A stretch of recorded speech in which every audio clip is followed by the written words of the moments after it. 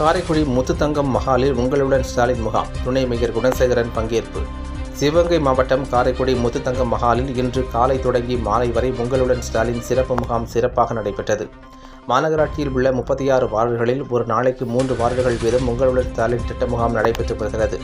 அந்த வகையில் இன்று 12, 13, 14 ஆகிய 3 வார்டு பகுதிகளைச் சேர்ந்த பொதுமக்கள் மட்டும் கலந்து கொள்ளும் வகையில் உங்களுடன் ஸ்டாலின் திட்ட சிறப்பு முகாம் நடைபெற்றது.